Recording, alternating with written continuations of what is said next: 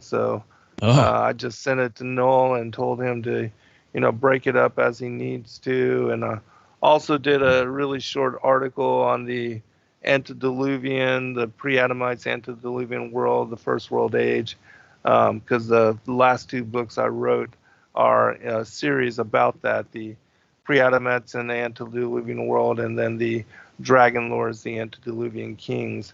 And so people that are, interested in all that can go check that out.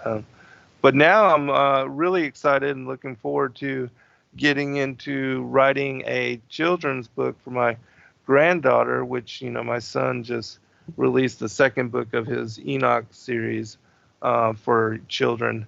And so I'm going to do this one on the infancy and early childhood of Yahushua, but beginning with the story of Joachim and Hannah, the mother of Mary, the Virgin Mary, and then going through that and into the infancy, childhood, because there's a lot of stories that people don't know about concerning the early years of Christ before his ministry, and as we were talking about in the last show about how even the idols, when they were ran to Egypt, how all the idols bowed before him, even as a 2-year-old child, that they recognized his sovereignty, and even the inanimate objects, bowed before him, the idols of Satan. And so that's another one of those confirmations, like Legion, have you come to torment us before the time? So. yeah. You ever see the TV series The 4400? No, I have not. I have seen it, on, I think it's on Netflix, but I haven't seen might it. be. Yeah, it might be. Maybe. I'm not I sure. have it on Cinema Free, something. Yeah, one of the streaming platforms probably has it. I have it on DVD box set, but nice. the premise of the show is that everybody who has been abducted by aliens, so to speak, since like the early 20th century, they are all returned at once, at one time, at the same time, in a ball of light in, I think it was like Mount Shasta, Washington or something. That's I thought that was in California, but not positive. Yeah, it's one of those that there's a lot of new age hype around. Mount Shasta.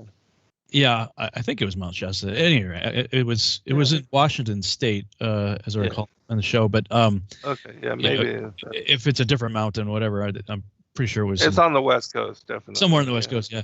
So like all these people are just they appear on this beach there at a mountain lake, and for them yesterday was 1950 or whatever year it was. Oh wow. Abducted, so there are people from all different decades there, and over the course of the series we find out that they have special abilities, they have powers, and when they do like some scientific tests on them to figure out why it is, they find out that they have a chemical called promycin that it is enabling them to do it. And Sheila picked on it pretty quick. She's like, promycin, and she's like, pro my son.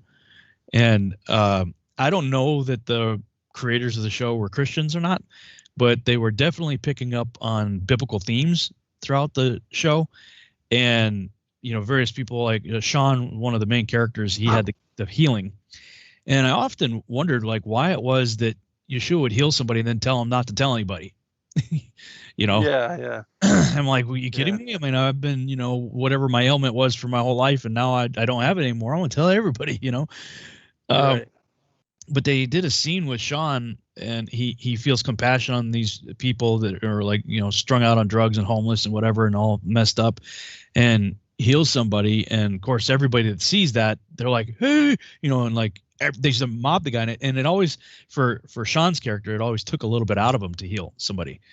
So Jordan Collier, JC, kind of a play perhaps on Jesus Christ. Right. He rises to a position of leadership among the 4,400, and he takes Sean under his wing, and he's like telling him, listen, man, you can't be doing that. I mean, I understand you want to help people like that, but it can kill you, if you do too much of it.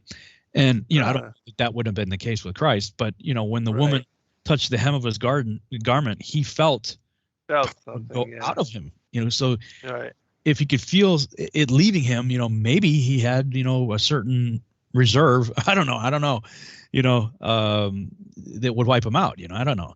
But at least, from a fictional point of view, it illustrated some pretty cool things. But at the end of, I think it was the end of season 1, this character named Lily, she gives birth to a child that is presumed to be like a chosen one kind of thing. And they have to escape because the world's like freaking out about the 4400 and they want to get them, so they're trying to find places of refuge and whatnot. And she ends up, Lily is a white girl, and she ends up marrying a black man from the 1950s. And so, they're still dealing with a little bit of prejudice and stuff like that. So they're on the run for multiple reasons. Yeah. Well, when at the end, I think it was the end of the season finale of season 1, they have the baby in the car and they take off, and they're driving down this long road with all these tall pine trees. And as the car's passing the trees, all the trees are bowing to the car. Oh, wow. It's like, wow, yeah, that's kind of cool. And then they snap back, as the car, passes. But I mean, it was just a really cool visual effect. That's kind of what made me think of it when you were telling me, about what you were saying. Yeah, it makes me wonder if they had read, the same stories. Yeah, I mean, they clearly got some, inspiration from somewhere, and right, totally. Very, very interesting things. But changing the subject, did you get a chance, or have you seen anything that's going on? There's a new website, frankspeech.com, with no, I haven't even heard of it. Mike Lindell, the My Pillow guy. Yeah. My Pillow. Yeah. The American-made company. Okay. Yeah, I know who you're talking about. He was all, pro-Trump and everything, and trying to expose what happened with the elections and everything. Yesterday, I posted a 1-minute video like, stop what you're doing and watch this. And I told everybody to go to this website.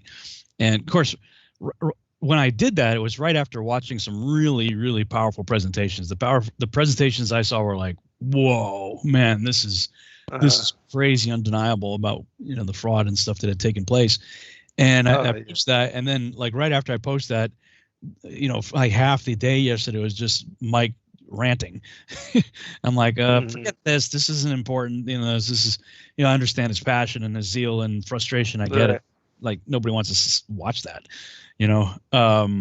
Right. But it's on again right now. It's a cyber symposium that will go through, I believe, tomorrow, August 12th, presenting just tons of forensic evidence. And some people are, when you go to the site, it's like another YouTube. You got to create an account, but all you have to do for here is put your email and phone number, which of course many people are apprehensive about doing. And I'm like, look, right. When I did it, there was no verification. A lot of times when you do something like that, they send you a verification email that you got to click and go back, like a double opt-in kind of thing. This didn't have that. So I'm like, look, just put a bogus email and a, incorrect phone number. But I guess the other platforms like on Rumble, and some of the non-YouTube streaming platforms are also streaming it. So people could probably just go on like Rumble and search for Cyber Symposium. But wow, man, lots of very information. I got it playing in the background here right now. I just got it muted, and they've got a lot of interesting forensic data being talked about on that show. So yeah, I was never in doubt, about there being massive fraud. I mean, even from what was presented, even to the Department of Justice and to the Supreme Court, and I mean, how they could, just completely deny and not even look into and just write it off as nothing.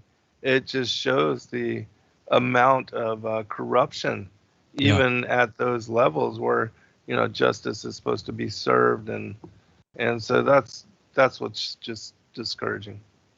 Yeah, and it's kind of frustrating to me because there's a lot of people in the comment section go, that I'm a shill and everything, and how can I buy it? The two wings of the bird of prey. I'm like, look, guys, I've been preaching that myself for over a decade.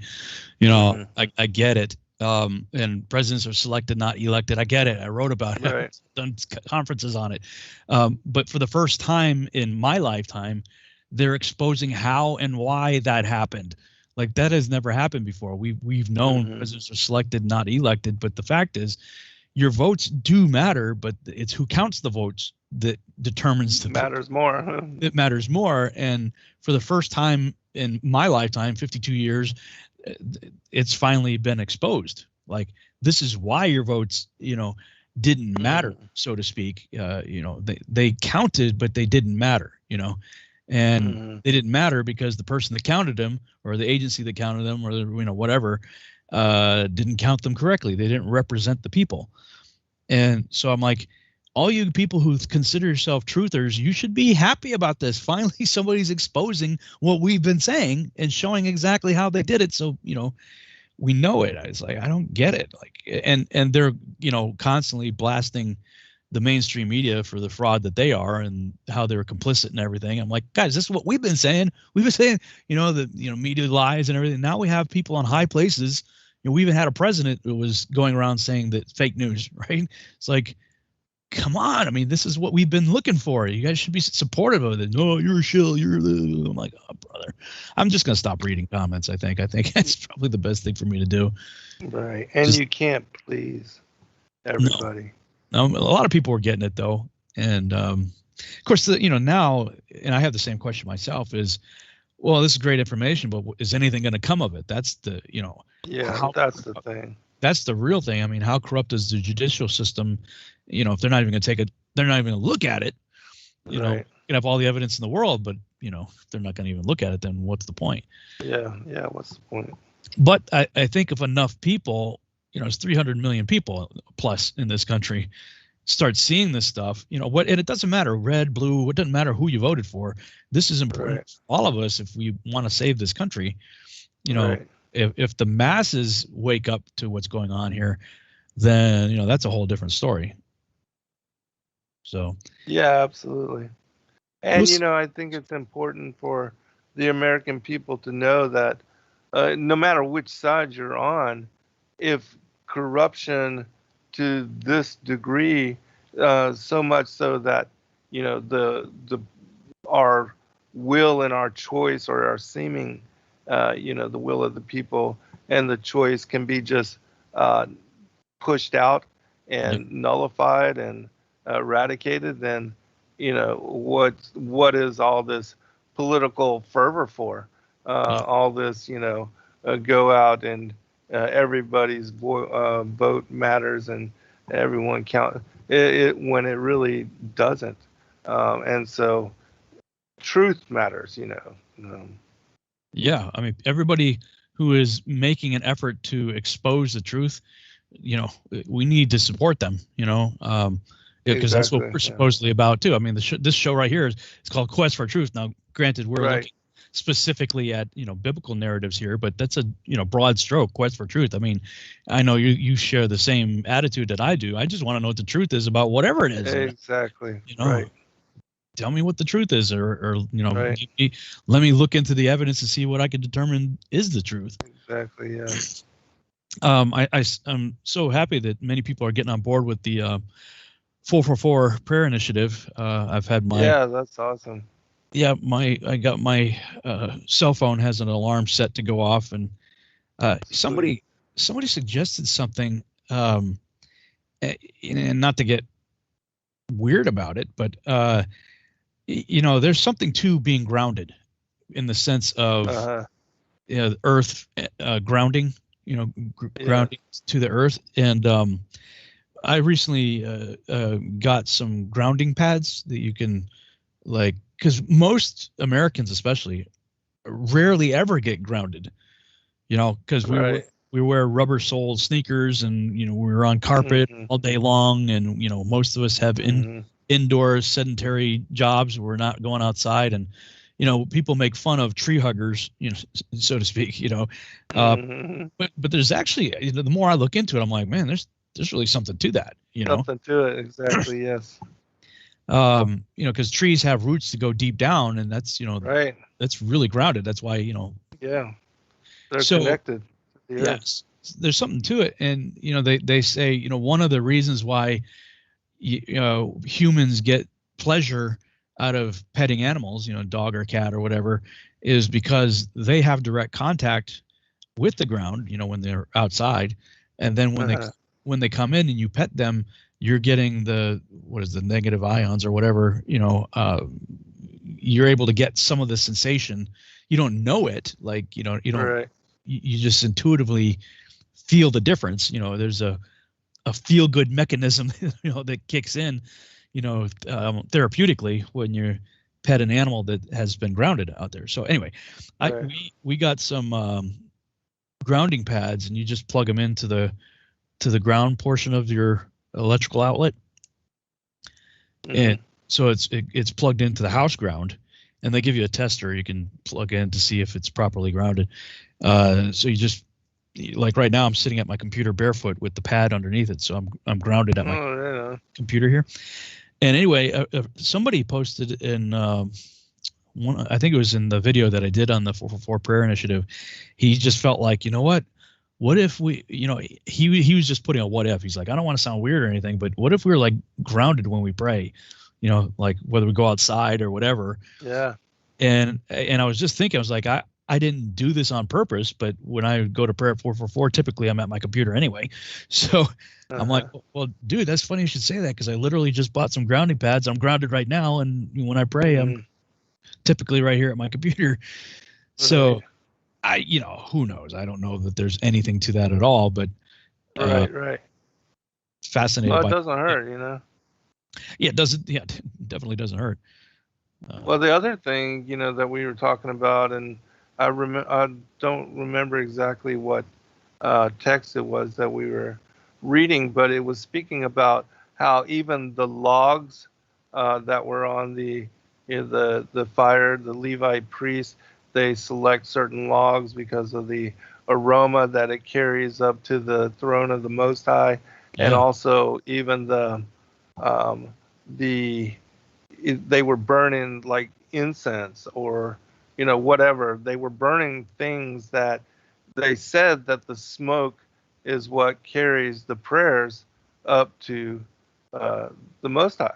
And so that's another aspect that people might consider on I don't incorporating whatever, but that the smoke of something carrying it, carrying the prayers, that might be something to that as well. Not that I think that God needs anything like that to hear our thoughts, but to have something of savory smell, and it's also a biblical something. That could be a sweet way to spice up, so to speak, our prayers to the Most High. Yeah. Now, to clarify, and I understand where you're coming from, but there's going to be people out there saying, why does it have to be? Of course. Like, there's all people wigging out like, this sounds occultic. I'm like, oh, for crying out loud. This is why Christians can't do anything, because they can't agree. Like, they're never united on anything. There's no mystical reason other than I was like, I remember the numbers meaning God at work in the earth through his covenant people. So that's cool. That's totally cool. We should be praying all day, and many of us do, we're off and on. Absolutely. But the reality of it is we're working, we're doing things, Right. You can't be praying, if you have a job or if you're actually engaged in doing something, you can't be praying 24/7. So a call to prayer for everybody just to stop for 4 minutes, and most people who even have a 9 to 5 or whatever can take 4 minutes, take a quick break, at your cubicle if you have to, or whatever, get up to go to the bathroom or something, 4 minutes to pray in unity, knowing that there are thousands, perhaps even millions of others doing the same thing at the same time, that, right. And so, we're look, anybody out there that's freaking out, we're not trying to advocate for anything mystical or anything like that. We're just saying, look, this is an opportunity where everybody can set their watch and pray in unity at the same time, for, a lot of the same things, praying for justice, and I was suggesting creating prayer targets, to focus on. And I was like, yeah, Georgia Guidestones, that's a good target for you. Let's pray fire. Yes, right. Pray for an earthquake to knock that thing down. And God's big enough that He can create a localized earthquake that doesn't affect any humans, but knocks down the stones. Swallows them up, sends them right down the Sheol or whatever. Why not? Right? Let's fully. Why not? And see what happens. I mean, this can be kind of a fun experiment, right? Let's right. And see God show off. It's like, okay, what if we did our part? And let's see. What would He do? What's He gonna do? And how cool would that be if, like, everybody's praying with intent this week against all of the precepts of the Georgia Guidestones? The first one should be concerning to everybody. They want to wipe out over 7 billion people to get the population down to 500 million. That's a good thing to pray against. Yeah, I'd say. And what's going on with the pokey poke and everything right now. You ever wonder how they're going to achieve that first one? They've got a plan. Exactly, right. Maybe we should pushing hard. Yeah, there was a song by Christian rock band Whiteheart. You ever listen to Whiteheart? I haven't heard of them. They were pretty huge back in the 80s and 90s. But anyway, there's a song. I forget maybe it was No Taboo. One of the songs they had a line in the song that said, "Are they working harder at what we think is wrong than we are at what we know is right?" Right. And that's a great line right there, because they're working hard on their agendas, No doubt. How hard are we working to, counter it and to have, better godly agendas? Right. Right. And we need to do that kind of thing. And it doesn't hurt. The Georgia Guidestones, wow, can you imagine if after setting up this initiative, there was something in the next morning or whatever, even if it's a month down the line, Georgia's Guidestones all of a sudden crumbled to dust. Well, you heard about, or did you hear about the George Floyd mural that somebody painted? He's being like almost deified these days. Saint George. And they painted this picture of George Floyd across this whole side of a building, and that building got hit by lightning, but only on George Floyd. What? Yeah. Oh wow! What a trip. Just Google George Floyd hit by lightning, and I'm like, wow, of all the places that it could have hit, it just blew that whole thing, to smithereens. Was that God? I don't know, but it's just, that's the kind of thing when I look at it, I'm like, yeah, why not? It's like, right. When you look at all reminds me of the Vatican. Yeah. The Vatican was struck by lightning. Well, and we know that, biblically speaking, prophetically speaking, there's going to be a great firestone come down and slam into, right, what was it, Nebuchadnezzar's dream, I think, with the statue and the feet. Right, with the statue and all the kingdoms, yeah.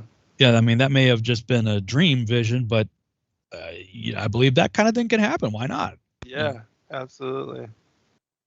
So anyway, just want to encourage people, start thinking outside the box, right? Just start thinking, in an ideal world, what we would like to see, in line with, our Father's will. We know that He's no limits. He's against human trafficking. He's against, the modification of our temples, and He's against lots of things that are happening right now. So we know we can pray with confidence that we are praying in accordance with His will. And He said, be fruitful and multiply and fill the earth. He didn't say, oh, it's going to get too overpopulated, we have to do a depopulation campaign to get the population down to 500 million. That's totally against God's will. So you know that you're praying in accordance with Yahuwah's will when we're praying against, the enemy's will. So normalization of abomination, Alice Bailey's 10-point plan to destroy the family and Christian values, to install the New World Order, all of that. As a community, we should be sharing and thinking of ideas and coming against the enemy in the manner that they are, because they are certainly have declared war against us, and most people don't even know that the enemy exists, so. Exactly. Well, that's a good point to hold on here. It looks like we are, going to break right now, so we'll come back and jump right into our Genesis study. All right.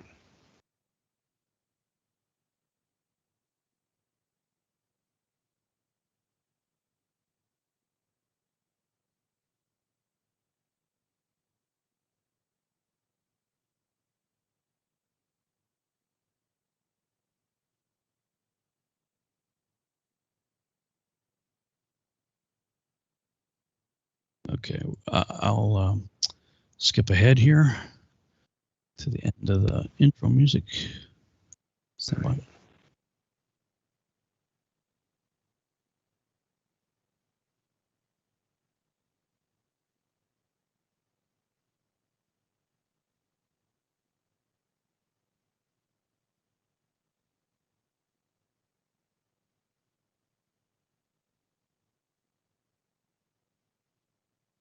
And we're back on the Revolutionary Radio Project. I'm your host, Rob Skiba, here on TFR, and I'm joined with my friend and co-host, Zen Garcia, and we are about ready to jump right into our Genesis study here. Zen, last week on your show, I believe you were reading from Legends of the Jews, and you had stopped at a paragraph where the last part of it was the land that was theirs by right, talking about they went to, right, and that was the land that, and then we just got into commentary, you and I talking. So I don't think you got to finish that. If you wanted to. Sure, I will do that. Let me. So I think the last thing you read was took Sarah away from Abraham by force and had given it to her as a irrevocable possession. I think it was the last. Yes, I have that right here. Cool. So I will continue. All right. The Legends of the Jews, Book 2. In their conversation with Pharaoh, the brethren of Joseph made it plain to the Egyptian king that it was not their intention to.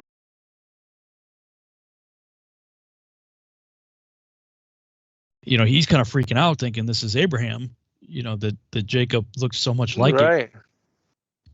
Wow, that's just a fascinating thing to contemplate right there, because Jacob at this point is old, and so he would have perhaps looked like what Og, if in fact Og was, if this is the same Og, first of all, and if this is the Og that, and he's of the Amorites that was around in the Genesis 14 war and knew of Abraham, he had to have been a little bit quaking in his boots probably.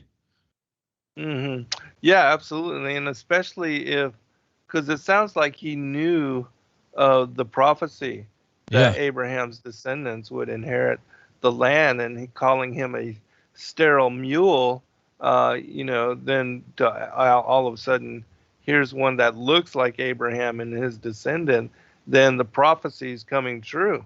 So, because perhaps he and Pharaoh had been discussing that, and then now Pharaoh finding out that Joseph is also of his lineage and his line, that would really freak them out. I could see why then they would be worried and they would want to reduce their generations and to start, slaughtering and killing their male born to try to eradicate them as population.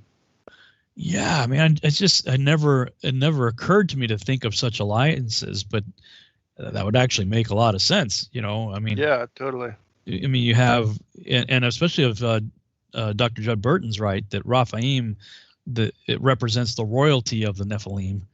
Mm-hmm. That we already know he's a king. I mean, we know about King Sihon and King Og, that they are biblically recognized as kings, and so Pharaoh, of course, is the king of Egypt. But at this time, all the surrounding lands are in famine, so it makes sense that there would be royal delegations coming down to survive the famine. Yes, and be among Pharaoh, somewhat as peers, even though I believe Egypt had certainly by this point risen to. There's probably been an empire. At this point. He's almost like the emperor. And the other ones are kings over their, local. Right. Wow. Right. Yeah. And if the land, if the fat of the land and all the lavishness is there in Egypt as a king, why would you not just hang out? Well, yeah, totally. And stay there. Yeah.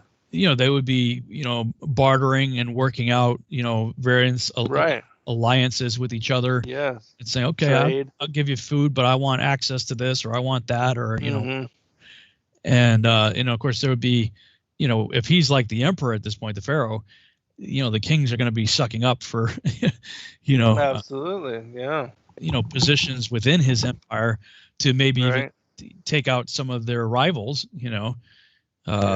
I mean, you could just see taking the politics. advantage of the plenty. Yeah, Yeah. and like brown nosing to Absolutely. gain favor with the emperor, so that Political favor. Yeah, that's the way it works. wow, I mean, this just opened up a whole lot of like potential storylines in my head when it comes to like, if visualizing this as a right movie plot, right, fully. And then, it completely makes sense then why the shift, when they had, even if the next Pharaoh didn't know of him, but yeah, even if he did, if this were part of the plot, then it completely makes sense why they shifted in their, honor of Joseph and his family, finding out, oh, well, he's the guy that's supposed to, and he's from the family that was said to be the inheritors of the land, Canaan, and if they get set up there, they're going to be our enemies, and yeah, maybe we should do everything we can to reduce them in numbers and before they go work back. them to death, before that promise is actually fulfilled. So Wow, yeah, that makes a lot of sense. Wow, yeah, because I think it was the first paragraph I think you read. They made it plain that their sojourn in Egypt was going to be a temporary one. Temporary one, exactly. They were going to go back, and so yeah, I mean, if he made it plain, hey, listen, we're just here for the famine. We're going to definitely go back to our land. And Og is a representative of leadership within the land of Canaan, from which Jacob, was known for wiping out Shechem, and they were all, they had a reputation for wiping out lots of people, right? Canaan, so and the giants specifically, Yeah, man, this makes a lot of sense then, and on top of that, especially if this was a young pharaoh, as we've suspected he was, that would be an interesting show of intimidation to Jacob and his family coming down as they come in and they walk into this royal palace, and he's got 15-foot bodyguards, or subservient kings from Canaan. Wow. Yeah, definitely something to consider. Very cool. All right, now we'll continue. When Jacob uttered the words, the days of the years of my pilgrimage have been few and evil, God said to him, Jacob, I saved thee out of the hands of Esau and Laban. I restored Joseph unto thee, and made him to be a king and a ruler. And yet thou speakest of few and evil days. Because of thy ingratitude, thou wilt not attain unto the days of the years of the life of thy fathers.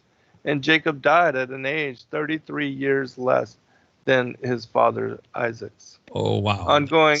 That's a pretty potent paragraph right there. Jacob's lamenting, hey, I've lived a long life, but it's been rough.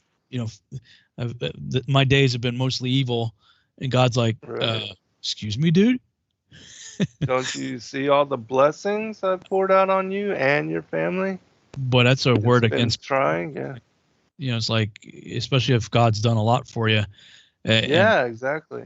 I could certainly say He has a lot for me. So for all of us, kind of hits me. It's like, all right, Father, forgive me because you have done great and marvelous, wonderful things. Yes, exactly. Forgive me for when I doubt you, and because you see God's attitude right here when Jacob says that, and from Jacob's perspective, you could think about things that have happened to him. Some of it brought on by himself, with the things that he did with his brother, and he gets back what he deserves, sort of with Laban.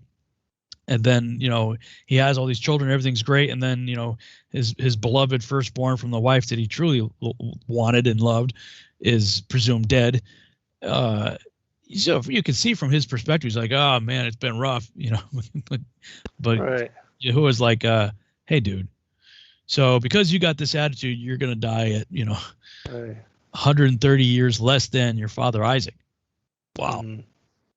I think, this whole component here, that really all of us are guilty of this, of only focusing on the Negative. trials and the tribulations and not recognizing and being thankful and grateful for all the bounty and blessing that the Most High pours on us.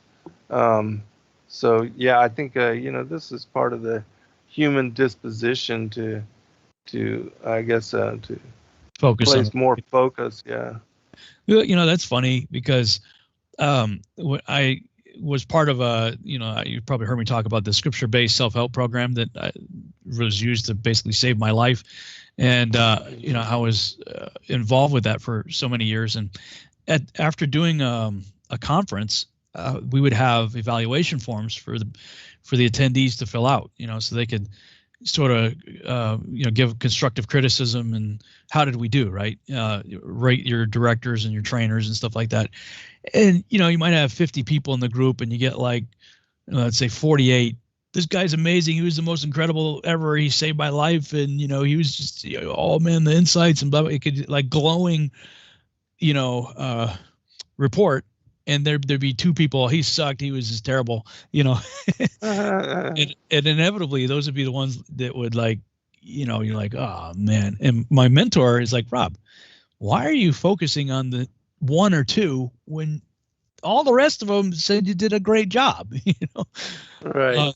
And it's the same in the comment section on Facebook or YouTube for that matter. You might have, right. 5,000 likes and 10 dislikes and a couple of trolls in the chat room or in the comment section. What do you focus on, right?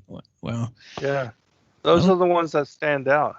Especially when they are verbally accusing you and condemning you and judging you. Those are the ones that are the most annoying. So of course they're going to be bothersome. Well, Robbie Davidson put a little bit of that in perspective for me too. He's like, dude, he said he worked in what do you call it, customer service before. If you work in the customer service department of a business, you're gonna have to have a certain temperament because otherwise you're going to be tempted to think, oh my God, especially if let's say you created the product, you don't ever want to be the creator of a product and do customer service because you're going to want to commit suicide. You're going to be like, oh my God, the whole world hates me and this is the worst product ever. And he's like, think about it, dude. Did you ever call customer service to thank them for how amazing the product is? Right. Nobody does it. They're just, no. Whatever product or service you have that there's no problem, you just enjoy it, but if there is a problem, that's when you call customer service to complain about it. But if you're working customer service, that's all you hear is the negativity all day long of people dissatisfied. He's like, right. You got to kind of put it in that perspective. I'm like, that's a good point because, the majority of the people probably enjoy what they don't necessarily have to agree with everything we say, but they're not hostile against us. But it's the ones who are dissatisfied that typically are the most vocal, and will pop up all over the place in your chat room and comment sections. Right. All right. I will continue before the break. Okay. On going out from the presence of Pharaoh, Jacob blessed the king with the words, "May the years still in store for me be given unto thee, and may the Nile overflow its banks henceforth again and water the land." His words were fulfilled in order to show that the pious are a blessing for the world. God caused the Nile to rise above its bed and fructify the land of Egypt. Jacob and his family now settled in the land of Goshen, and Joseph provided them with all things needful, not only with food and drink, but also with clothing. And in his love and kindness he entertained his father and his brethren daily at his own table. He banished the wrong done to him by his brethren from his mind, and he besought his father to pray to God for them, and that he should forgive their great transgression. Touched by his noble sign of love, Jacob cried out, "O Joseph, my child, thou hast conquered the heart of thy father Jacob." Joseph had other virtues besides the title, the God-fearing one, born only by him, Abraham, Job, and Obadiah, he gained by reason of his kindness of heart and his generosity. whatever he gave his brethren, he gave with a good eye, a liberal spirit. If it was bread for food, it was sure to be abundant enough not only to satisfy the hunger of all, but also for the children to crumble, as is their habit. But Joseph was more than a helper to his family. As a shepherd pastures his flock, look for those kind of good places to entomb and to hide their riches. And you wonder, would they have made markers, Right. clues somewhere? Right. And maybe, if that kind of thing is still out there, to be. Yeah, it's not buried. Right. Fascinating. Which they do usually, use some kind of indicator to give them or to mark spot, Well, I mean, it would certainly make for a great Indiana Jones style. Yeah, or even a documentary, adventure. like the whole Oak Island thing. Oh, yeah, exactly. Very cool. Yeah. All right, continue. Oh, Cora found hiding place. Yeah, Cora discovered one of the hiding places, and the Roman Emperor Antoninus, the son of Severus, another. The other two will never be found because God has reserved the riches they hold for the pious to be enjoyed by them in the latter days, the days of Messiah. That's cool. Whoa. And of course, God can, preserve and protection, whatever he would wish. Yeah. So Cora presumably found it during the Exodus, when they were. Yes, because he was very rich, and he used those riches to influence people to vote for him to try to overthrow Aaron. What?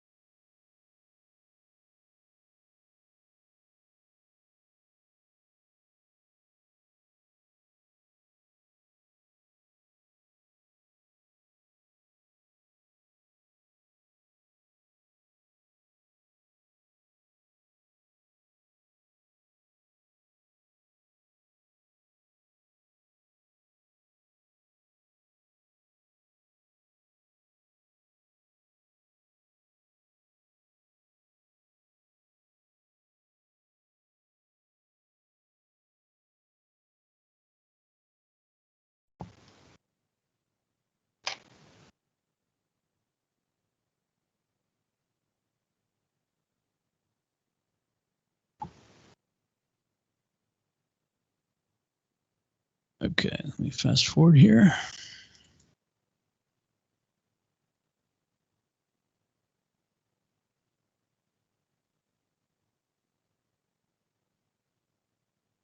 I'm sorry.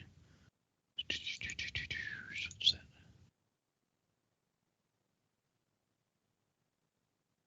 Okay, here we go.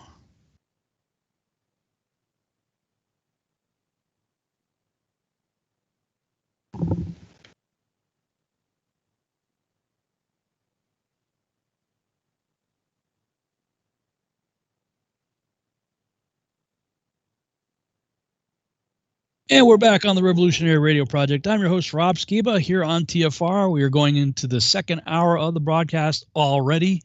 As usual, time is flying by.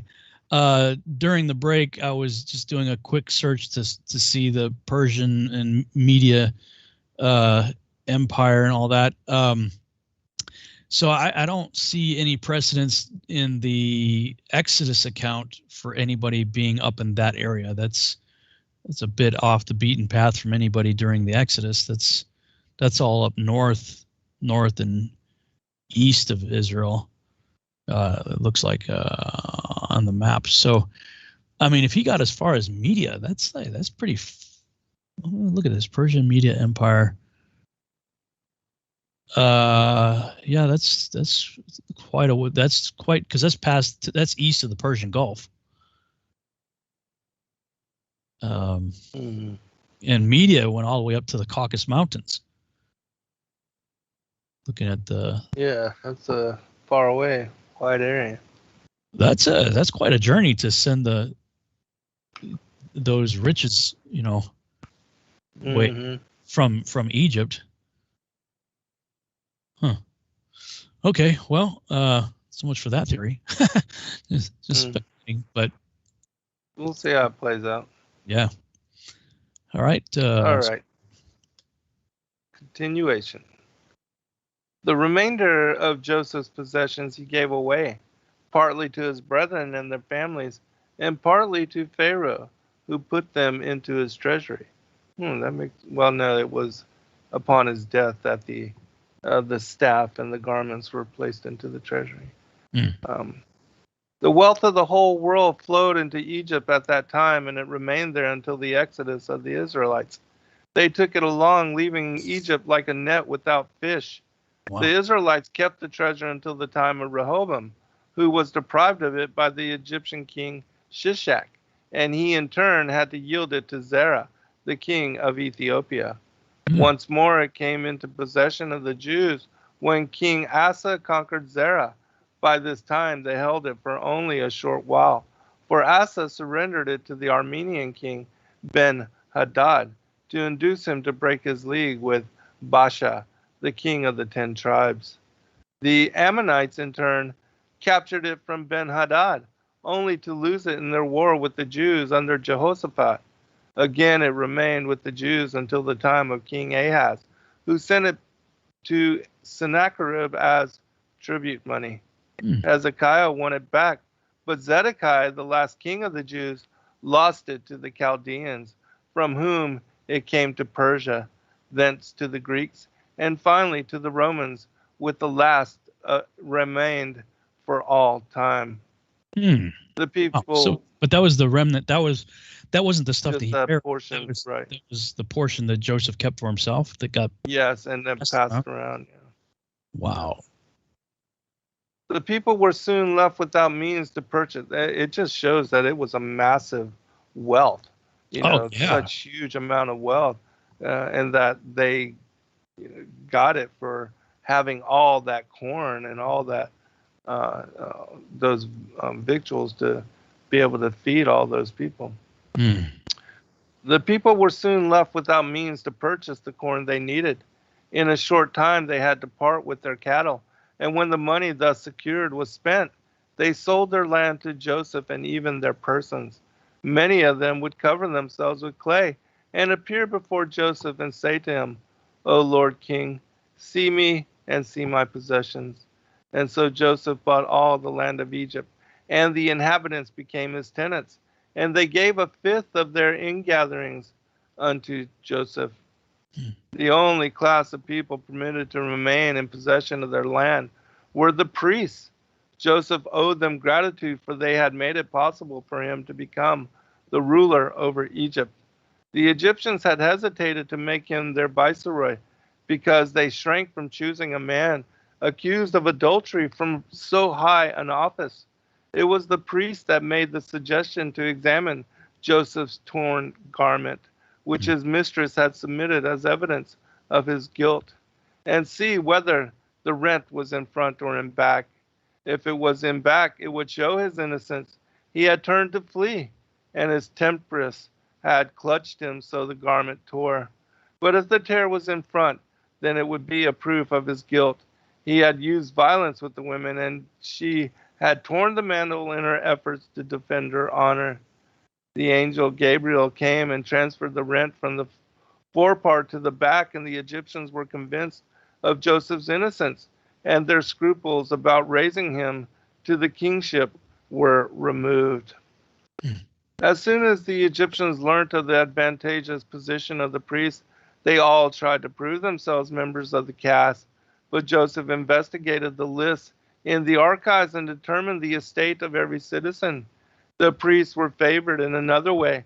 Beside remaining in possession of their land, they received daily portions from Pharaoh. Wherefore God said, "The priests that serve idols receive all they need every day.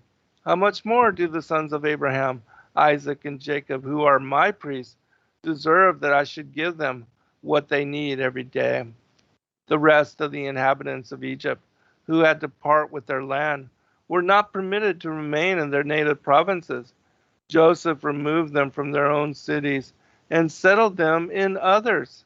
His purpose herein was to prevent The Egyptians were speaking of his brethren derogatorily as exiles, the sons of exiles.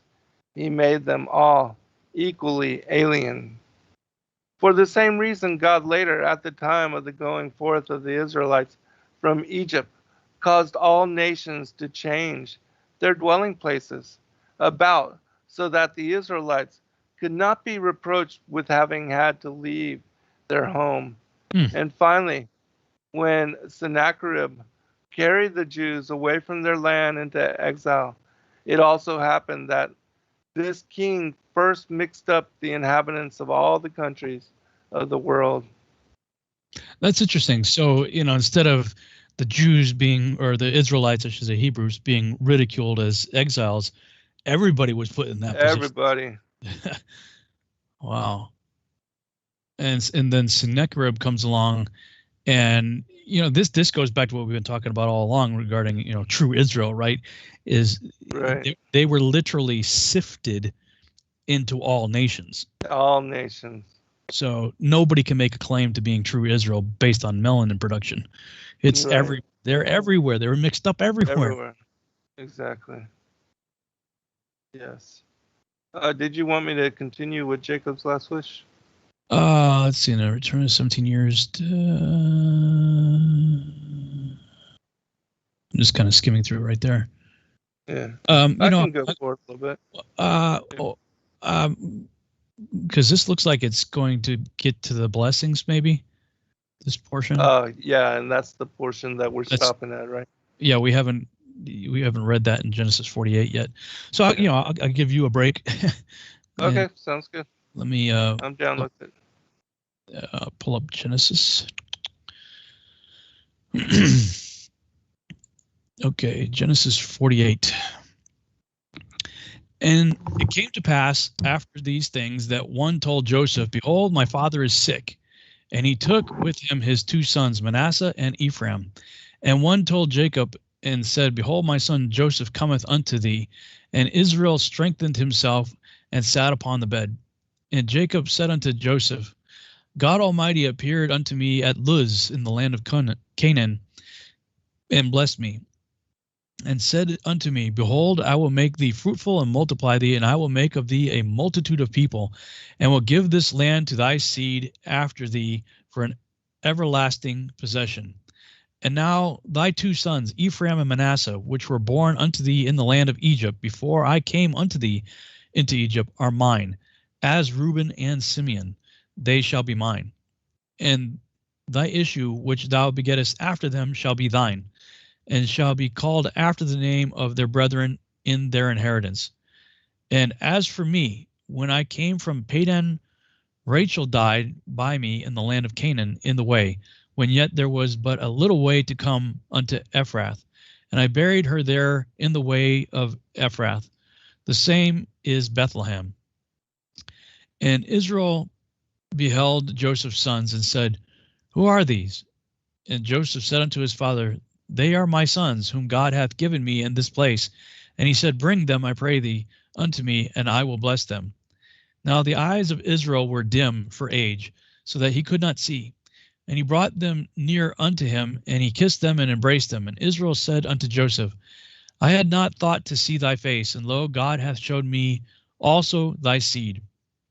And Joseph brought them out from between his knees, and he bowed himself with his face to the earth.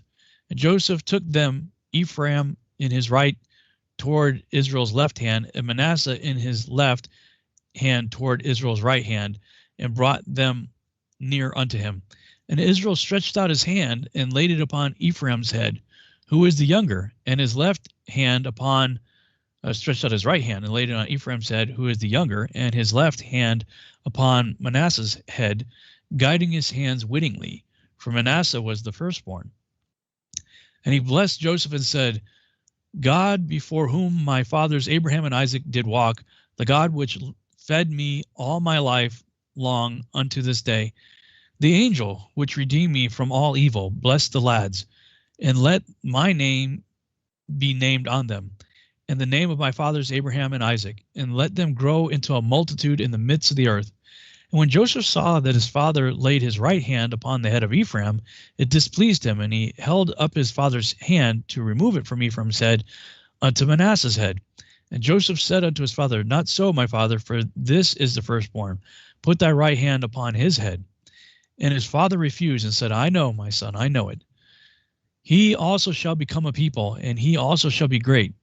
But truly his younger brother shall be greater than he, and his seed shall become a multitude of nations. And he blessed them that day, saying, In thee shall Israel bless, saying, God make thee as Ephraim and as Manasseh. And he set Ephraim before Manasseh. And Israel said unto Joseph, Behold, I die, but God shall be with you, and bring you again unto the land of your fathers. Moreover, I have given to thee one portion above thy brethren, which I took out of the hand of the Amorite with my sword and with my bow. Let me just see if this goes any further in the next one. Yeah, I'll go ahead and read the next chapter 2. This is where he blesses all the rest of the children. Chapter 49. And Jacob called unto his sons and said, Gather yourselves together, that I might tell you that which shall befall you in the last days. Gather yourselves together and hear, ye sons of Jacob, and hearken unto Israel your father. Reuben, thou art my firstborn, my might, and the beginning of my strength, the excellency of dignity, and the excellency of power. Unstable as water, thou shalt not excel, because thou wentest up to thy father's bed, then defiled this, yeah, one of those weird words, defiled this, thou it, he went up to my couch. Simeon and Levi are brethren, instruments of cruelty, and are in their habitations. O my soul, come not thou into their secret, unto their assembly. Mine honor, be not thou united. For in their anger they slew a man, and in their self-will they dig down a wall. Cursed be their anger, for it was fierce, and their wrath, for it was cruel. I will divide them in Jacob, and scatter them in Israel. Judah, thou art he whom thy brethren shall praise. Thy hand shall be in the neck of thine enemies. Thy father's children shall bow down before thee. Judah is a lion's whelp. From the prey, my son, thou art gone up. He stooped down, he crouched as a lion, and as an old lion, who shall rouse him up? The scepter shall not depart from Judah, nor a lawgiver from between his feet, until Shiloh come. And unto him shall the gathering of the people be. Binding his foal unto the vine, and his ass's colt unto the choice vine, he washed his garments in wine, and his clothes in the blood of grapes. He shall be red with wine, and his teeth white with milk. Zebulun shall dwell at the haven of the sea, and he shall be for an haven of ships, and his border shall be unto Zidon. Issachar is a strong ass crouching down between two burdens. And he saw that rest was good, and the land that it was pleasant, and bowed his shoulder to bear, and became a servant unto tribute. Dan shall judge his people as one of the tribes of Israel. Dan shall be a serpent by the way, an adder in the path, that biteth the horse heels, so that his rider shall fall backward. I have waited for thy salvation, O Yahuwah. Gad, a troop shall overcome him, but he shall overcome at the last. Out of Asher his bread shall be fat, and he shall yield royal dainties. Naphtali is a hind let loose. He giveth goodly words. Joseph is a fruitful bow, even a fruitful bow by a well, whose branches run over the wall. The archers have sorely grieved him, and shot at him, and hated him. But his bow abode in strength, and the arms of his hands were made strong by the hands of the mighty God of Jacob. For thence is the shepherd, the stone of Israel. Even by the God of thy father, who shall help thee, and by the Almighty, who shall bless thee with blessings of heaven above, blessings of the deep that lieth under, blessings of the breasts and of the womb. The blessings of thy father have prevailed above the blessings of my progenitors unto the utmost bound of the everlasting hills. They shall be on the head of Joseph, and on the crown of the head of him that was separated from his brethren. Benjamin shall raven as a wolf. In the morning he shall devour the prey, and at night he shall divide the spoil. All these are the 12 tribes of Israel, and this is it that their father spake unto them, and blessed them, every one according to his blessing he blessed them.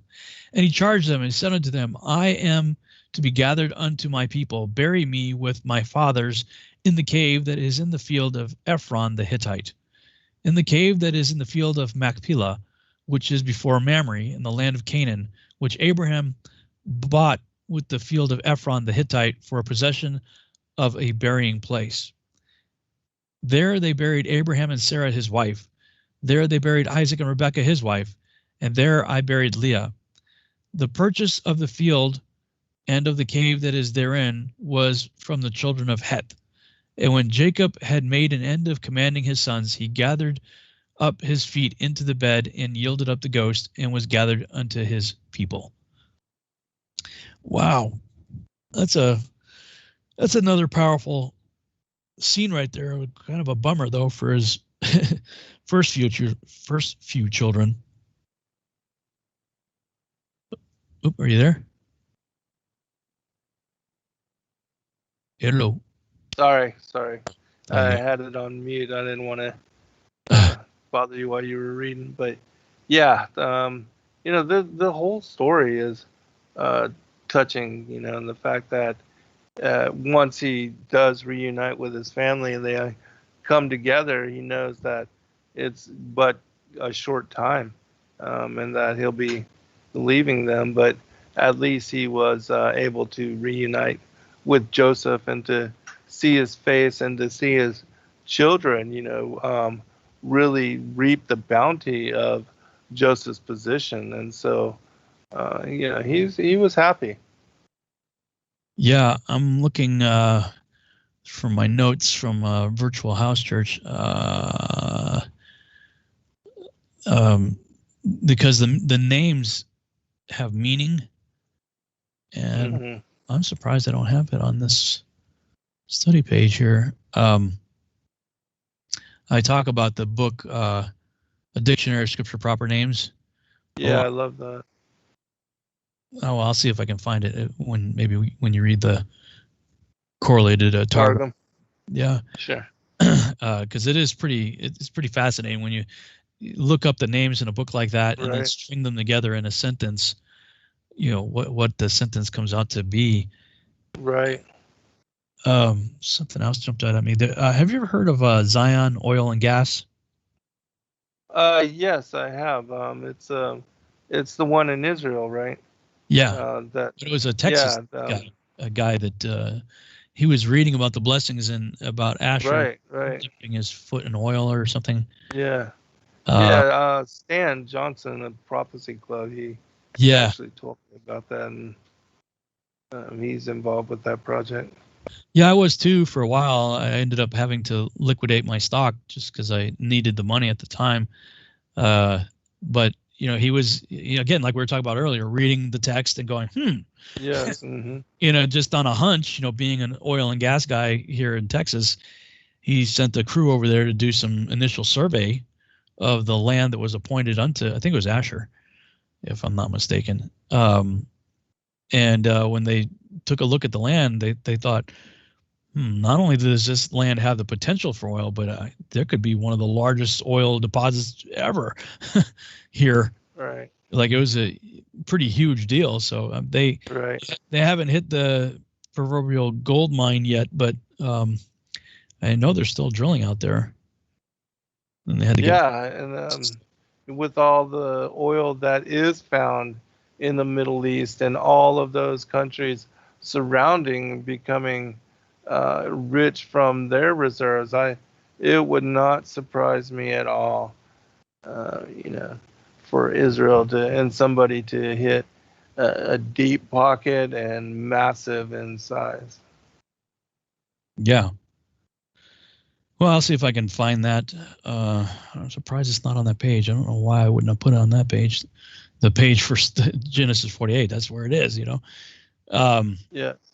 But you know, my website Ephraim Awakening, I call it that and when there's a map on my virtual house church page that shows it's a 119 Ministries plugin that they create people they can kind of register, if you will, on this plugin if they, you know, they're Torah observant. And you know, they're blue, and I think the blue tags are just people, individuals, and the red tags, I believe, are you know, perhaps fellowship groups that are meeting. Organizations. I think that's how that works. But anyway, I mean, and these are just people who have taken the time to put themselves on this map. For everyone on here, there's probably 10,000 that are not, you know. Oh yeah, absolutely. And so I point to this and say, this is the Ephraim Awakening. And for those who are not familiar with that terminology, the parable of the prodigal son is the story of the northern and southern kingdom, northern being Egypt and the southern being Judah. That, you know, Judah, although Judah screwed up, and, you know, if you read the book of Hosea, you know, he was not too pleased with Judah either, but he couldn't judge Judah the same way he did Ephraim in the sense of divorcing them like he did in Jeremiah 3, because he had promises that he had to fulfill through Judah. So, and, you know, part of that was given through the prophecy that Jacob gave here, you know, Israel, over Judah. The scepter shall not depart from him. But we know that, you know, David eventually shows up, and then the Messiah is prophesied to come through David, and all that's through Judah. So he couldn't do to Judah what he did to the northern kingdom because he had promises that he had to fulfill, and, you know, until Shiloh come, right? Until Shiloh comes. After that, well, you know, kind of all bets are off. You know, it's like, okay, now you're going to get judged for what, you know, what you deserved, you know, and we see that happen in 70 AD. But Ephraim was prophesied to become a multitude of nations. And so that's what you see depicted on this map here is Ephraim's waking up in the pig pen. And I imagine the scene where, you know, if you know the story of the prodigal son, you know, he wastes everything and he ends up losing everything. And for a Hebrew to end up in a pig pen, that's pretty horrible. And I just have this vision where one day he wakes up in pig slop and looks around and is like, what have I done? You know, like, man, I wonder if Dad will take me back. And like the moment he says that in his head, I wonder if Dad will take me back. If you could take a picture of that, that's what I call the Ephraim. That's where Ephraim wakes up and realizes, no, I've screwed up. I want to get back to the way it should be, you know, and he goes back. And of course, you know the story. His father welcomes him with loving, you know, arms at a big feast. And Judah's like, hey, ring and robe. He's like, you know, your brother was lost and now he's found, you know, that's why I'm doing this, you know. Right. This for me, this map represents Ephraim, the multitude of nations, also referred to as the fullness of the Gentiles, waking up. And I don't think we've totally arrived yet. I think there's still more to come in. But if you look at the prophecy of Ezekiel chapter 4, I believe it is, where the prophet was told to lay on his side for 390 days, a day representing a year, 390 years, that was the judgment that was to be proclaimed on the northern kingdom, Ephraim, also known as Israel. The southern kingdom got 70 years and went to Babylon. They repented. They got to come back. Northern kingdom got 390. They didn't repent. And Leviticus 26 says if you don't repent in your chastisement, you get 7 times more the judgment. So 390 times 7 to 2,730 years later, that takes you from the time of that event happening. It's like 720 something, I think, BC. I forget the exact number, but whatever it was, when you add the full duration to that, it ended in 2009. So this explosion of people all over the world happened. If you talk to most people that came in sort of early in this, if you want to call it a movement, it was 2009, 2010, roughly in that time frame, that the majority of these people came in, all of them independently, no leader, no cult, you know, no religion, just waking up individually and saying, hey, my Bible doesn't begin in Matthew. Wow, check it out. Yeah, right. Right. All right, so the Targum. All right. And you can see my page. I did share it. Let me make sure. Oh.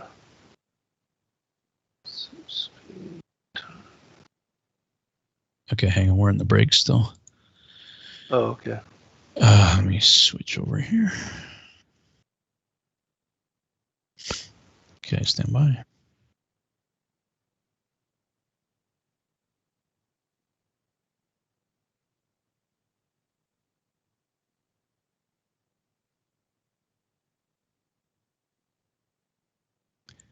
And we're back on the Revolutionary Radio Project. I'm your host, Rob Skiba, and we're in the final half-hour segment of the broadcast. And I'm talking with my friend and co-host, Zen Garcia. And right before the break, I was talking about what I referred to as the Ephraim Awakening. And if people want to know more about that, they can go to EphraimAwakening.com as my website, the EphraimAwakening.com. And I've got a link there that says, start here. What's this all about? What is the Ephraim Awakening? And on that page, there's a map that I'm talking about here with all the tags everywhere. This is what I refer to as the Ephraim Awakening. People everywhere just waking up at the same time, roughly 2009, 2010. There's still people doing it even to this day, coming in, more and more people. But if you go into the search window here and punch in Ezekiel 4, this is a quick way of finding a blog that I wrote called Leviticus 26, Ezekiel 4, and the Fullness of the Gentiles. And in that one, I go into an elaborate exegesis of the scriptures, going through and looking about Leviticus 26 says, if you don't learn your lesson, you get 7 times the judgment, and connect that to Ezekiel 4 with the judgment of 390 years. And so, yeah, the captivity by the Assyrians, that happened in 721 BC. So 390 years of initial judgment times 7 for not repenting is 2,730 years. 2,730 total, subtract 721 equals 2009. And that's why I believe that explosion of people all over the world, but again, no leader, there was nobody that led this. The Holy Spirit did it. Just people all over the world waking up and realizing, hey, check it out. My Bible doesn't begin in Matthew. Going back to Genesis, and as they start reading Genesis and going forward in the Torah, they start, hey, the Sabbath thing. Wow, I think we should still be doing that. Hey, wow, the feast. Wow, look at all this. Hey, he's got dietary laws for our own health and benefit. And just independently, people all over the world waking up and trying to get back to the Father's ways, which is exactly the prodigal son story. And so I believe we are still in the accumulation of the fullness of the Gentiles coming in. And at one point, whenever Yahuwah says, okay, that's it, that's going to, when the fullness of the Gentiles come in, that's kind of game over at that point. Then we'll be looking at, in my opinion, that's going to be kicking off the greater Exodus, the second Exodus. It's going to make the first one pale in comparison. And, then we'll find ourselves in the latter days and the last times. So that's sort of my take on all of that. Excellent. The Targum is, I'm on 47. Is that corresponding? I think we did the Targum 47. I mean, you can read it and see if it sounds familiar. We're on 49. I read 48 and 49. So okay, well, I'll just skip ahead. See if the Targum sounds familiar to you. Maybe we covered it already for 47, but I just read 48 and 49. Okay.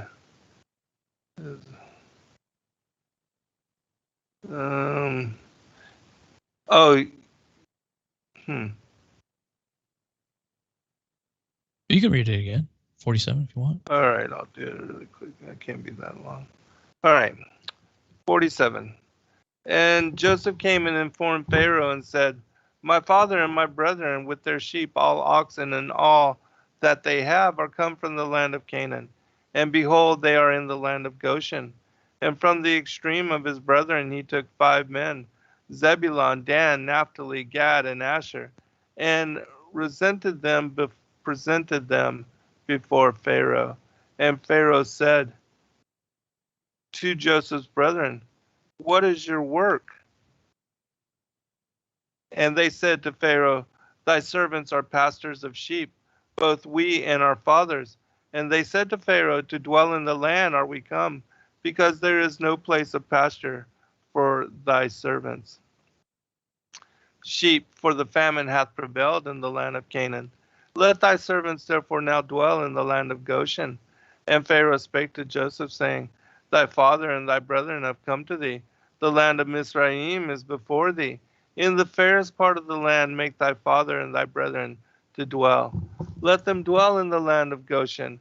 And if thou know any among them them men of ability, appoint them masters over my flocks. And Joseph brought Jacob his father and presented him before Pharaoh. And Jacob blessed Pharaoh and said, may it please the Almighty that the waters of Nilos may be replenished, and may the famine pass away from the world in thy days. And Pharaoh said to Jacob, how many are the days of the years of thy life? And Jacob answered Pharaoh, the days of the years of my pilgrimage are 130 years. Few and evil have been the days of the years of my life, for in my youth I fled before Esau my brother, and sojourned in a land not my own. And now, in the time of my old age, have I come down to sojourn here. And my days have not reached the days of the years of my life of my fathers, in the days of their pilgrimage. And Jacob blessed Pharaoh and went out from before Pharaoh. And Joseph brought his father and brethren to dwell, and gave them a possession in the land of Mizraim, in a goodly part of the country, in the country of Pelusim, as Pharaoh had commanded, Jerusalem, Pelusim. And Joseph sustained his father and his brethren and all his father's house with bread, according to the need of their families. But there was no bread grown in all the land, because the famine prevailed greatly, and the inhabitants of the land of Mizraim failed, and the dwellers in the land of Canaan, in the presence of the famine. And Joseph collected all the money which was found in the land of Mizraim and the land of Canaan, for the corn which he sold to them. And Joseph brought the money into the treasure house of Pharaoh. And the money was finished from the land of Mizraim and from the land of Canaan. And the Mizraim came to Joseph, saying, give us bread. Why should we die before thee? For all our money is finished. Jerusalem and hath failed. And Joseph said, give your flocks, and for your flocks I will give you provisions, if the money be consumed. And they brought their cattle to Joseph, and Joseph gave them bread for their horses, and for the flocks of sheep, the oxen, and the asses.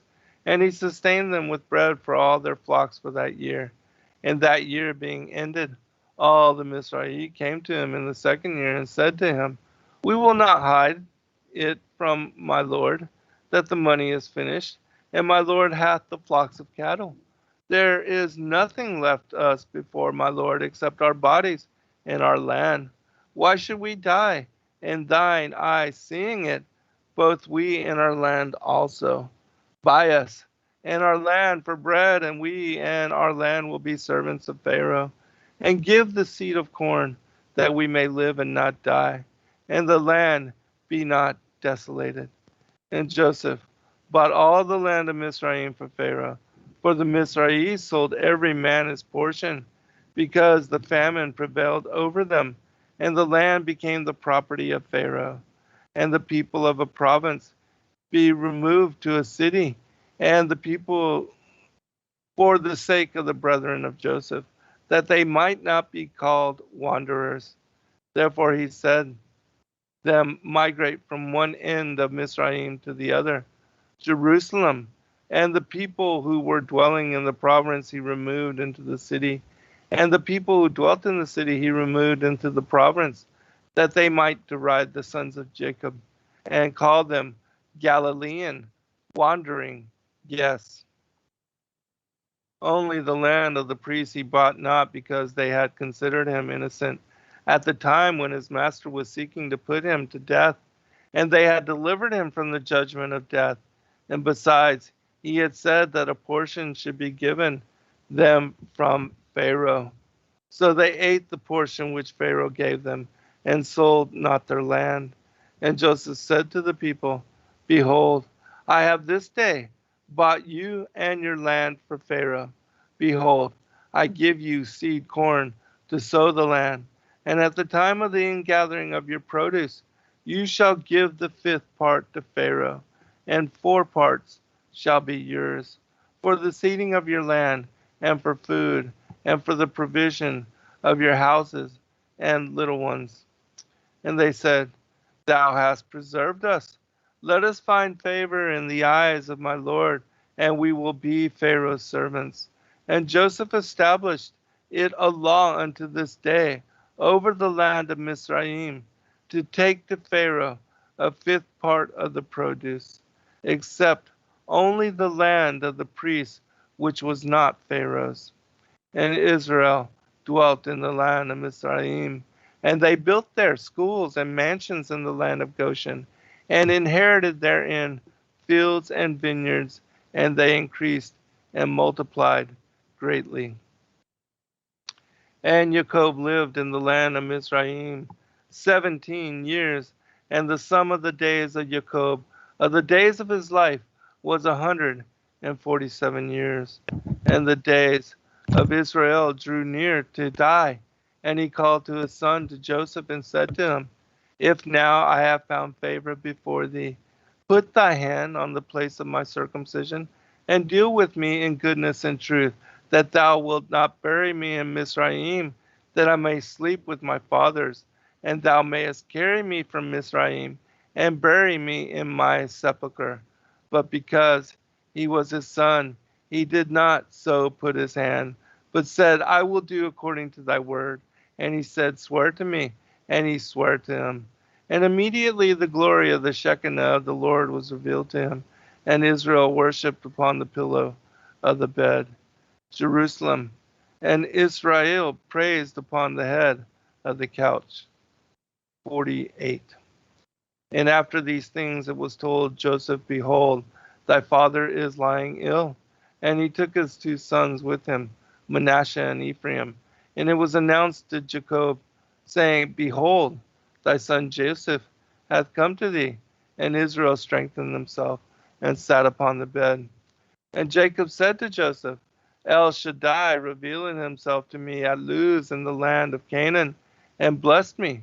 And he said to me, Behold, I will increase thee and multiply thee and make thee an assemblage of tribes, and will give this land to thy sons after thee for an everlasting inheritance. And now thy 2 sons, who have been born to thee in the land of Mizraim, before I came to thee into Mizraim, are mine. Ephraim and Manasseh, as Reuben and Shimeon, shall be reckoned unto me, and thy children, whom thou mayest beget after them, shall be thine. By the name of their brethren shall they be called in their inheritance. And I beseech thee, to bury me with my fathers. Rahel died by me suddenly in the land of Canaan, while there was yet much ground to come to Ephrath. Nor could I carry her to bury her in the double cave, but I buried her there in the way of Ephrath, which is Bethlehem. And Israel looked at the sons of Joseph and said, From whom are these born to thee?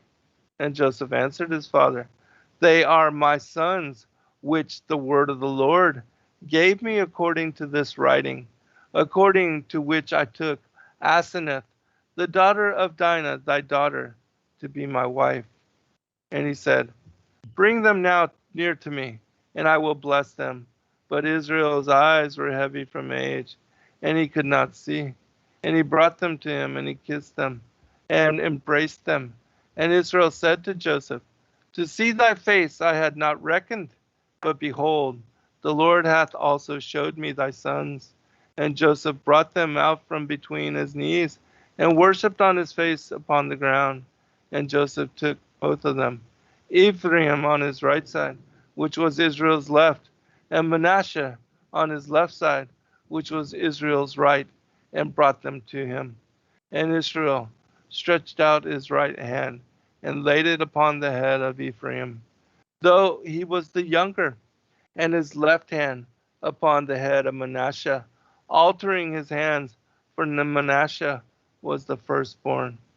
Jerusalem, he altered his hands, and he blessed Joseph, and said, the Lord before whom my fathers Abraham and Isaac did serve, the Lord who hath fed me since I have been unto this day, be pleased that the angel whom thou didst ordain for me,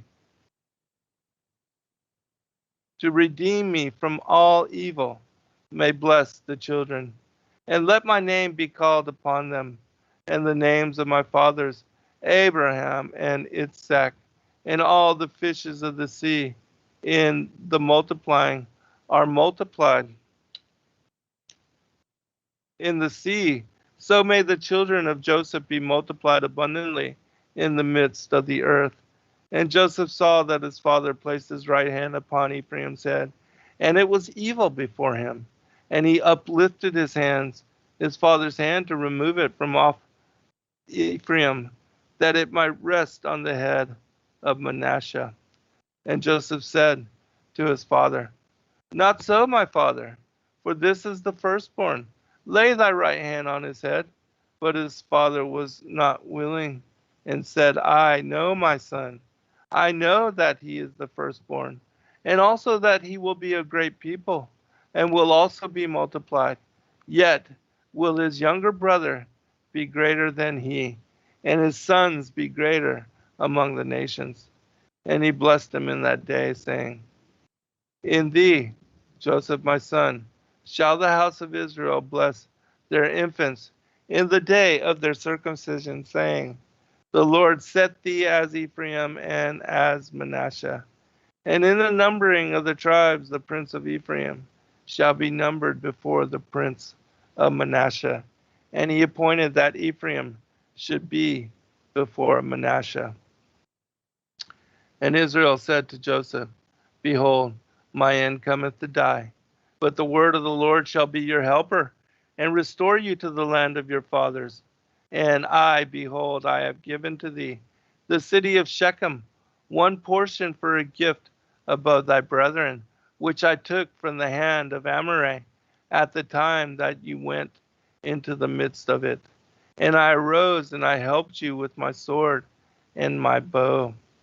Jerusalem, and behold, I have given thee one portion above thy brethren, the robe of the first Adam. Abraham, the father of my father, took it from the hands of Nimrod, the wicked, and gave it to Isaac my father. And Isaac my father gave it to Esau, and I took it from the hands of Esau my brother, not with my sword, nor with my bow, but through my righteousness and my good works. Wow, the Targum just comes right out and tells you that. Wow. Oh yeah, that was part of the book that I wrote, on the vestures of light and the rod of wonder. I mean, you find little snippets like this in a lot of the manuscripts, which help you piece together the story. Yeah, I mean, it's just kind of just randomly thrown in there, but that's like huge. Oh yeah, it's huge, especially when you're following the trail, the investigating the story as I had been. I was, looking and searching all of the ancient manuscripts for little snippets like this to do and to put together and reveal the story of the garments of power and the rod of wonder, which is absolutely incredible when you learn the fullness of it. Yeah, very cool. All right, last one here. And Jacob called his sons and said to them, oh yeah, this is great, because there's a portion here about the Messiah that is not found in the regular manuscripts. And Jacob called his sons and said to them, purify yourselves from uncleanness, and I will show you the hidden mysteries, the ends concealed, the recompense of reward for the righteous, the retribution of the wicked, and the bower of Eden, what it is. And the 12 tribes of Israel gathered themselves together around the golden bed, whereon he reclined, and where was revealed to him the Shekinah of the Lord. And though the end for which the king Messiah is to come had been concealed from him, then said he, Come, and I will declare to you what shall befall you at the end of the days. Gather yourselves together and hear, ye sons of Jacob, and receive instruction from Israel your father. Reuben, thou art my firstborn, the beginning of the strength of my generation, and the chief event of my thoughts. To thee belong the birthright, and the high priesthood, and the kingdom. But because thou hast sinned, my son, the birthright is given to Joseph, and the kingdom to Jehudah, and the priesthood to Levi. I will liken thee to a little garden in the midst of which there enter torrents, swift and strong, which it cannot bear, but is overwhelmed. Be repentant then, Reuben my son, for thou hast sinned, and add not that wherein thou hast sinned, it may be forgiven thee. For it is reckoned to thee as if thou went in to have to do with the wife of thy father at the time that thou didst confound my bed upon which thou wentest up. Shimeon and Levi are brothers of the womb. Their thoughts are of sharp weapons for rapine. In their counsel my soul hath not had pleasure, and in their gathering against Shechem to destroy it, mine honor was not united. For in their anger they slew the prince and his ruler, and in their ill will they demolished the wall of their adversary. And Jacob said, Accursed was the town of Shechem when they entered it within it to destroy it in their violent wrath and their hatred against Joseph, for it was relentless. If, said Jacob, they dwell together, no king nor ruler may stand before them. Therefore will I divide the inheritance of the sons of Shimeon into two portions. One part shall come to them out of the inheritance of the sons of Judah, and one part from among the rest of the tribes of Jacob. And the tribe of Levi I will disperse among all the tribes of Israel. Yehudah, thou didst make confession in the matter of Tamar. Therefore shall thy brethren confess thee, and shall be called Yehudaim from thy name. Thy hand shall avenge thee of thy adversaries, in throwing arrows upon them when they turn their backs before thee. And the sons of thy father shall come before thee with salutations. I will liken thee, my son Yehudah, to a whelp, the young of a lion. For from the killing of Joseph my son, thou didst uplift thy soul, and from the judgment of Tamar thou wast free. He dwelleth quietly and in strength as a lion, and as an old lion when he reposeth. Who may stir him up? Kings shall not cease, nor rulers from the house of Yehudah, nor Sapharim teaching the law from his seed, till the time that the king, the Messiah, shall come, the youngest of his sons, and on account of him shall the peoples flow together. How beauteous is the king, the Messiah, who will arise from the house of Yehudah.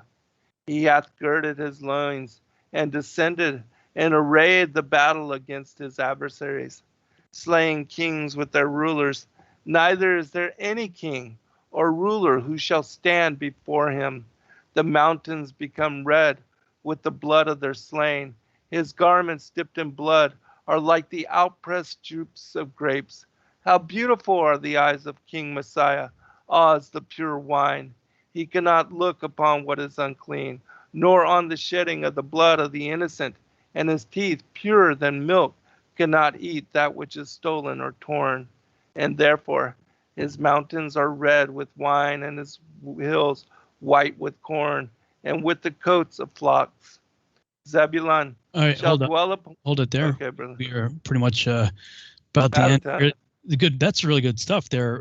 Yeah, it is. Extended prophecy of the Messiah. Right. I might have a chance real quick here before we hear the music here. While you were talking, I went through and did the names. If you read the meaning of the names, and published it on my virtual house church. So if you take the 12 sons and put their names together, the meaning is: see a son, hearkening, joined, he shall be praised. Dwelling, he will bring a reward. Judging an invader, happy, my wrestling, let him, Israel, add the son of my right hand. So that if you take the meaning of their names and put them together in a paragraph, that's that's what you end up with. And that was Messiah, yeah. Yeah, and in the Targum, that was really cool. I mean, it's saying that he would be of the youngest son, which we see the youngest son of Jesse being David, from the line. Right, exactly. Yes. Yeah, the stem of Jesse. That's pretty wild, man. I mean, the Targum really does, expand on it significantly to help you really understand these things. Right. And again, there's so much about the Messiah and the word of the Lord, and having that stuff removed, it's, confounded many matters and made gibberish a lot of things which otherwise would be clear. Yeah. All right, my friend. Well, that ends our broadcast here, and we'll continue next week on your show. All right, brother. Be blessed all. Good night. All right. Thanks, everybody. We'll see you back next week, 11 p.m. Central Standard Time here on the Revolutionary Radio Project on TFR. Good night, everybody. Thank you, everybody, for joining us for this video and this broadcast. We appreciate all of you, and thank you for your patronage. Please do like and subscribe and share with your friends. God bless all of you in your seeking.